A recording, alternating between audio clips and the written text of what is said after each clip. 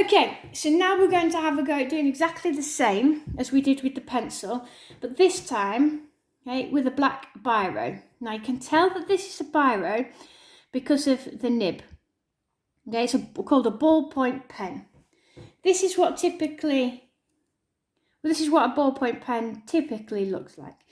If you don't have a black ballpoint pen, never fear. Just use a normal pen that you write with. Okay, now that might be one of those fancy tip ones where it's almost like a felt tip. That's absolutely fine. Okay, and what you're going to do this time is you're going to do what I call a scribble shading. Okay, remember, if you're left-handed, start from the opposite side. That way it stops your hand from smudging all of the darker shading.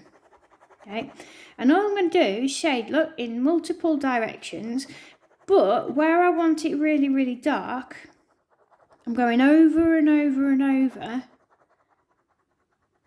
okay, those lines. And can you see that my shading, or my scribbles are really close together?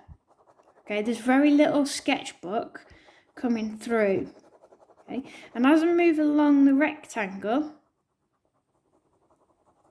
okay, I will eventually start to pull my scribbles a little bit further apart. Okay.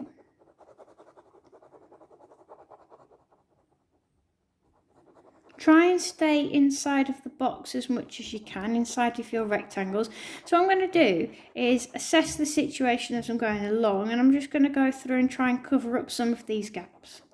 Okay. What I don't want you to do is this. Getting rid of all of the gaps. Okay, you're going to ruin your pen, all right? And I don't need it to be like that, not at this point. All right, we're just having a little bit of an experiment, having a little bit of a go. Okay, so all I'm going to do is, again, can you see I've got a pencil one at the top to see how dark or light I am going. So as I'm moving across, I'm going to start just making my scribbles, my scribble shading. I'm going to start making my scribbles a bit further apart. Not necessarily making them any bigger, just making them that little bit further apart. Okay. And you tell the difference there, it's getting a bit lighter. And you'll need this skill when it comes to your mark making in a second.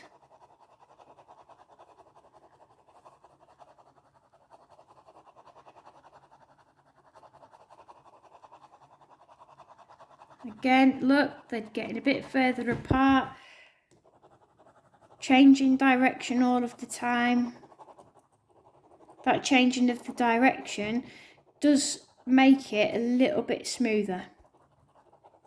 Okay, and when I mean smooth by it getting lighter and lighter. If you just did it in one direction, it'd take you quite a bit of time. This scribble shading, I personally find, is a little bit easier to do. So look at my changing my direction all the time. Okay, and as I'm getting lighter, as I'm getting towards the end of the rectangle that needs to be lighter, I'm also going to start taking the pressure off my pen. So I'm barely touching it. So not only am I taking the pressure off, I'm also making my lines a lot further apart. So I'm now going to assess it and think, well, could I make this bit just graduate a little bit better? So I'm just going to go over, for me, with a diagonal line and just see if I can make that a bit better.